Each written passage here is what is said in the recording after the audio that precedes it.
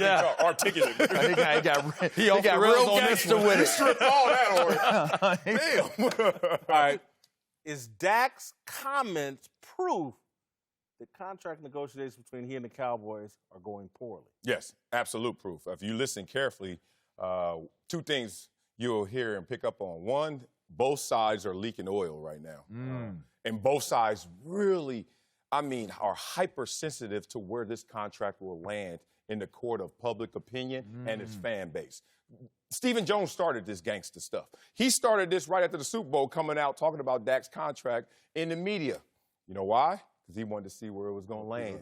And then now Dak is forced to respond to do the negotiation outwardly because he wants, one, all the critics to understand, I hear y'all. I know what y'all saying. I'm not a $35 million quarterback.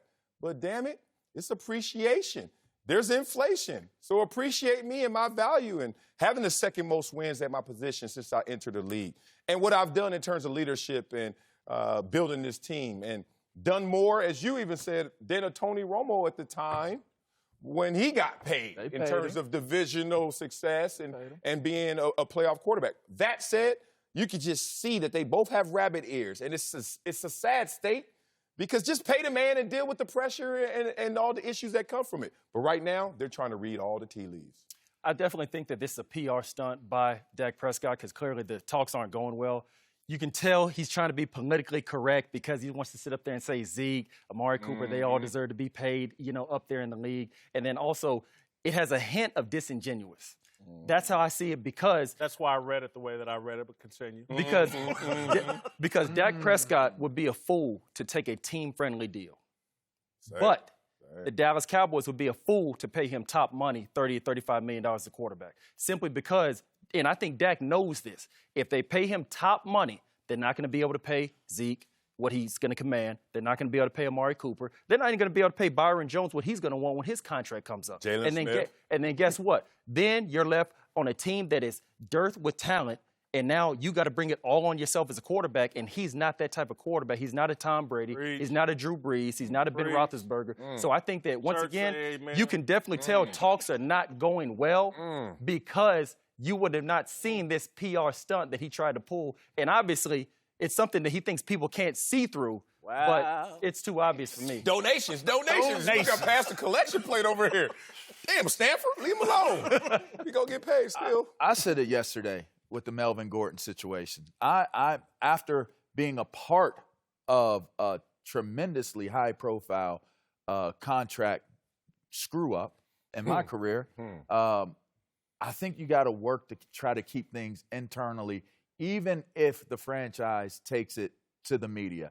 I'll say this. When I went through what I went through with the Redskins back when I was playing with them, the reason why I came out on top in terms of public opinion with the fan base and the reason why I was able to walk away with my head held high and have integrity and feel good about how everything ended was because I didn't turn it into a messy public situation, even though they worked very, very diligently to try to assassinate my character.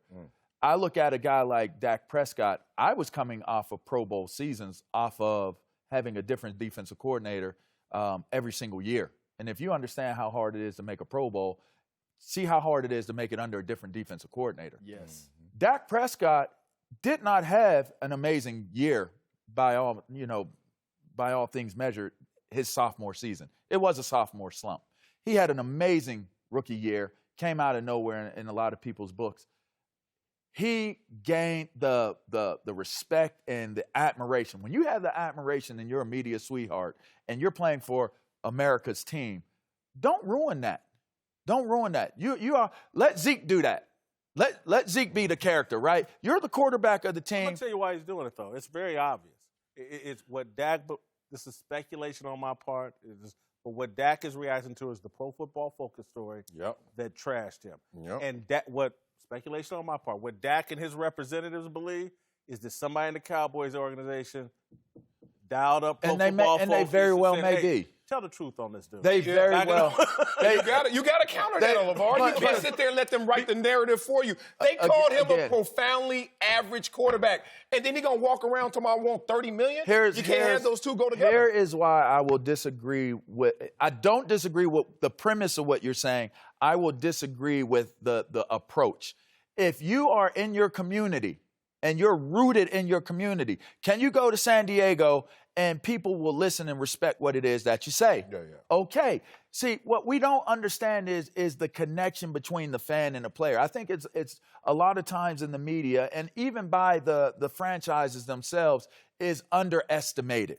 The reason why I came out on top and the reason why I said keep it internal, if you're willing to put it on the line for those dollars, that means you see your value in some type of shape, way, or form. And for what it's worth, you're probably assuming that the fan base feels that way as well, right? I was in the streets, not industry, right? So the reason why I didn't have to talk trash about the Redskins and what was going on is because they already knew. They already knew. I don't have to go to the media and go and put it all out there because I'm already out there.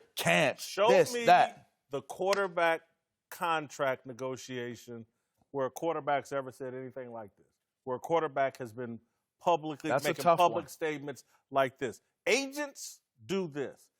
To me, when Dak goes this route, they've hit the panic button. Yeah, they have reacted to the Pro Football Focus article that spelled out in numbers like, hey, bro, we doing you a favor. And you took your value down. Yeah, you just took your value down. And he's now been provoked, and I think this undermines, he looks a little arrogant here where he's always played the humble role. Yeah, clearly Dak Prescott is getting thin-skinned. He's always kind of been the first 3 years the guy who's going to go ahead, shed off all the criticism. He's just going to go ahead, keep it straightforward, and just go ahead and be always PC. But you can tell right here he's starting to get thin-skinned, and this is really just going to come down to a game of chicken between Dak Prescott and the front office. Who's going to blink first? Who's going to get? Are they going to get the team-friendly deal, or is he going to get that $30 or $35 million that they're trying to negotiate right now?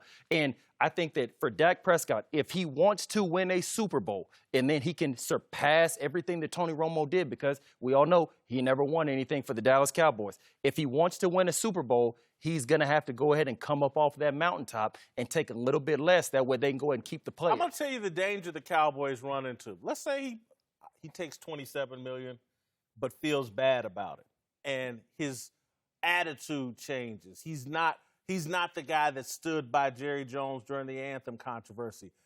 Again, Dak to me, and I think he's represented by Todd France, right now with this move, they're being out-negotiated. Look at the way Russell Westbrook handled his situation with the Seattle Seahawks. Russell Wilson. I always say Russell Wilson. He never put his name on anything. He handled it with leaks, but he wasn't quoted saying anything. He used his wife. She wants to go to New York. And then Bears had his agent say, you know what, you better have my money by such and such day or there's going to be a problem. And look, you're absolutely correct. And you know why? Because they are in different places psychologically. And you want to know why they're different psychologically? Because their games are different. I'm going to tell you from my own experience, because I was blessed to start at the bottom, Ivy Leaguer. He ain't going to make it in the league. Go all the way to the top, all pro bowler. He getting it. To all the way back down, it's about time to do some commentating, ain't it, big dog?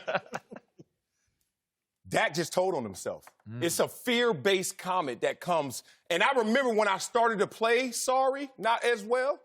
And I remember the difference when somebody finally told me I was not playing as well. Ooh. And when you go in those negotiations and Todd gets on the phone with you, Dak, he's giving you pure, uncut dope.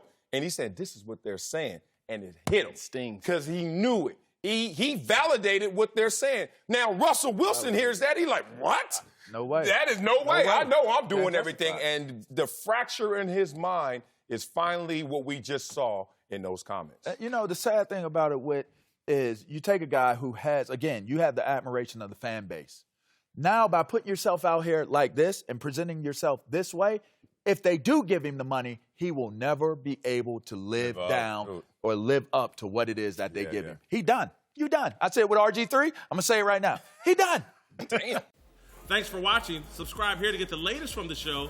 And be sure to check out more of the best clips from Speak For Yourself or go watch a few segments from our other shows on FS1.